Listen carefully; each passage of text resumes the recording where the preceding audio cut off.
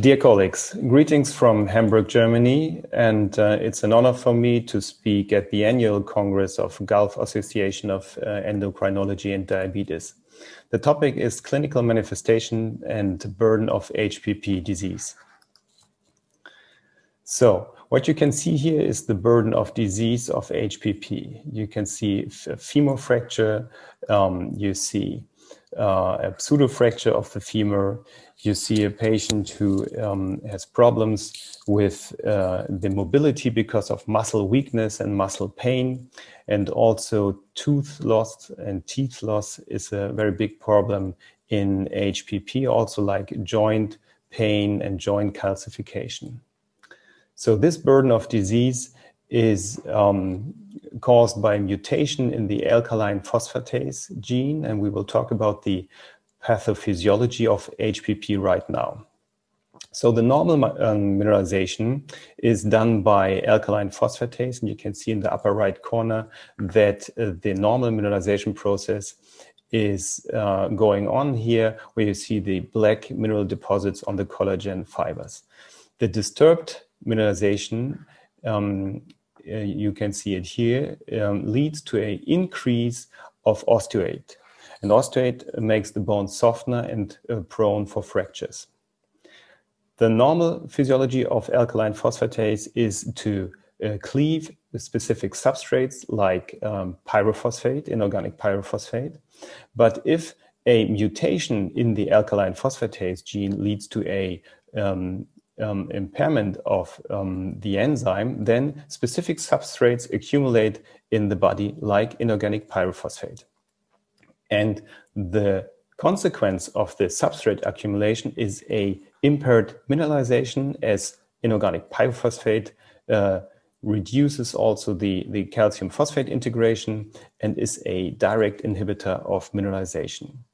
Also, the muscle and joint pain is caused by the pyrophosphate accumulation, and also nephrocalcinosis occurs in HPP. So these are the systemic consequences of a low alkaline phosphatase. Elevated PLP, which is not able to cross the blood-brain barrier in its phosphorylated form, leads to an intracellular deficiency in the CNS and can lead to seizures. The increase of inorganic pyrophosphate blocks normal mineralization of bone and teeth and can also lead to respiratory symptoms because of a softening of the thorax. PEA is just a diagnostic marker for HPP and does not lead to any symptoms. So hypophosphatasia can be separated in different forms. A recent classification done by Mornay in 2021 separates three forms: a severe form, a moderate form, and a mild form with an incidence of 1 to 508. The older classification knows 5 forms: the perinatal, infantile, childhood, adult, and odontohypophosphatasia form of HPP. All forms together or have muscle, bone, and joint pain, impaired bone and teeth mineralization. And there are more than 400 known mutations in the ALPL gene. So in our cohort, we have seen patients with specific biochemical and clinical characteristics. And we have seen that more than 40% have a history of peripheral fractures and more than 16% have a history also of spine fractures. But also cephalgia and tooth loss was very common within 1/3 of the patients. If you take a look into the bone microarchitecture of HPP patients, you can find specific alterations of bone quality. Using HRPQCT technique, we found that HPP patients with fractures have a thinner trabeculae, have a thinner corticalis, and also the trabecular mineralization is impaired. But furthermore, a very interesting finding was that the PLP level is a hallmark criterion for the severeness of the illness. So the higher the PLP level is, the more fractures the patient have and the more HPP symptoms the patients have. So PLP is a very important marker for HPP together with alkaline phosphatase. So low alkaline phosphatase in hypophosphatemia is also a hallmark criterion. And if adults have a AP level lower than 40 units per liter, they are suspicious for HPP. But one has to take into account that there are differences in the AP level between male and female, and also differences in the different age groups. So for example, a 10-year-old boy with an AP level of 120 is suspicious for HPP. But there are also other causes of low AP levels, like Wilson disease or celiac disease, or also starvation. And of course, a treatment with anti-resorptive drugs like denosumab or bisphosphonate can lead to a low LP level. So we want to look at the clinical manifestations of HPP.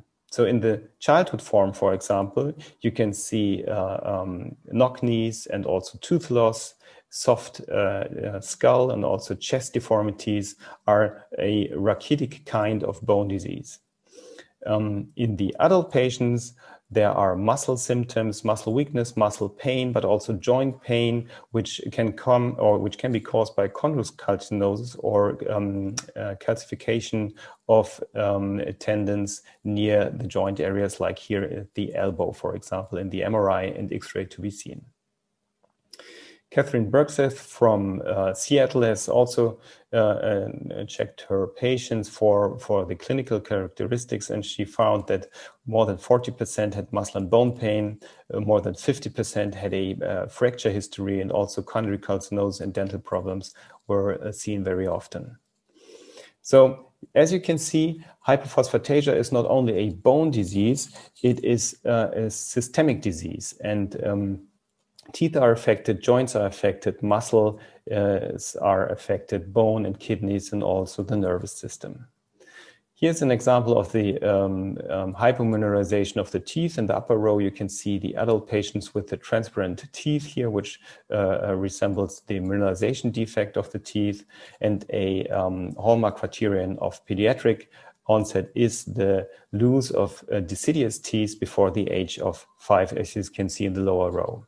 HPP can also be misdiagnosed, for example, as gout or pseudogout, but it can lead to severe arthritis, which can look like this in the upper photo here. And we want also to take a specific look at the diagnostic management of HPP, because this is very important.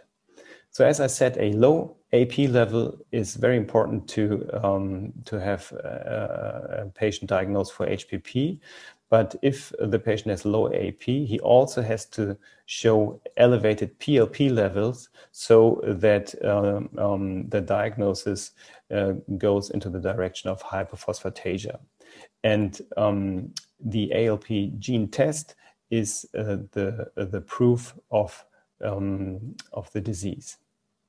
And if you have proven the disease, then the imaging techniques like MRI are very important, because if a patient has pain in the knees, for example, the MRI shows clearly, for example, bone edema or stress fracture much earlier than X-ray does.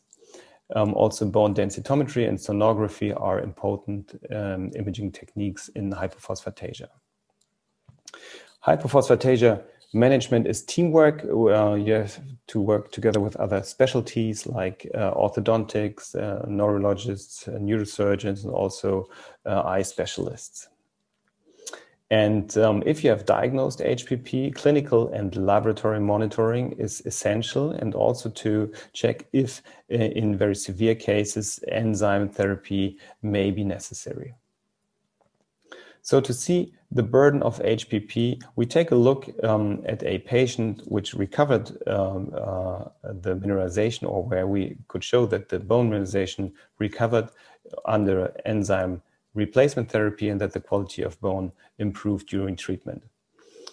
This female patient was diagnosed for HPP at the age of 2 years, and then in 2006 she had a tibia fracture. And the problem was that the fracture, which was conservatively treated, did not heal. So a fracture healing disorder with a non-union was the status. And Here you can see the teeth of the, at this photo, 25-year-old female. And the leading symptoms were pain in both tibia, also general muscle and bone, joint pain, and muscle weakness. So here you see the problem, the bowing of the tibia, the pseudofracture, and we did the correction osteosynthesis in 2015. But the problem was that the bone did not heal, and furthermore, she developed pain in the opposite leg at the proximal tibia and also at the talus in the opposite leg. And the MRI showed a beginning stress fracture and a bone edema in the proximal tibia, and the CT showed osteolytic cavities in the proximal tibia metaphysis, which is a sign for very high fracture risk. So this is why we decided to start her on an enzyme replacement therapy. But here you see the lab report before the start of the treatment: low AP, low bone ALP, and elevated PLP levels are classical laboratory signs for this HPP disease. And this is a magnification of the bone healing problem of the tibia and also the fibula, which had a non-union after intramedullary stabilization. So we started here on asfotase alpha, which is an enzyme replacement therapy with 1 milligram per kilogram body weight 6 times a week. And you see just after 3 days that the PLP level dropped significantly. And the follow-up showed that the PLP levels stayed low in the normal range, which shows the effect of the enzyme replacement therapy, and also the muscle function improved, the grip strength increased, and also the performance in the chair rising test increased in the patient under enzyme replacement therapy. Also, the bone edema and the beginning stress fractures vanished, as you can see here in the MRI of the left proximal tibia, and also the ankle joint, the talus on the right. The bone edema and stress fractures are gone. So if you take a closer look at the bone quality here in the histologic pictures, you can see here in the middle picture, this is the baseline picture of the bone quality, showing an increased level of osteoid, which makes the bone softer and prone to fractures. And after 2 years enzyme replacement, you see a significantly decreased area of osteoid, and the bone mineralization has improved significantly. Also, the bone problem was solved because we could see a healing of the fibula and tibia during enzyme replacement therapy. And this is the physiology behind those processes. It's a restoring of mineralization and a start of remodeling, because the problem in HPP is that inorganic pyrophosphate blocks mineralization, and the enzyme replacement therapy leads to an increase in mineralization because the PLP and also pyrophosphate levels drop, and then the osteoclasts can reattach to the mineralized surface and can start remodeling. So this is a simplified scheme here. HPP leads to increase of osteoid and leads to a disturbance of remodeling, and enzyme replacement therapy increases mineralization and decreases osteoid volume so that the osteoclasts can initiate remodeling and bone healing. So coming to the end, I will sum up that HPP is a systemic inheritable metabolic disorder which can cause severe impairment and is a potentially life-threatening disease. HPP is frequently misdiagnosed because of the clinical symptoms, which can be similar to rheumatoid arthritis, fibromyalgia, arthritis, or also osteomalacia, or even osteoporosis. So the low AP level, which is age-specific, is easy to confirm using routine blood tests, but nevertheless, age-specific reference values are often lacking. An early and correct diagnosis is an important requirement for a good clinical management, and possible enzyme replacement therapy for children to treat the bone manifestation of the disease in severe cases is available. So thank you very much for your attention, and have a nice day.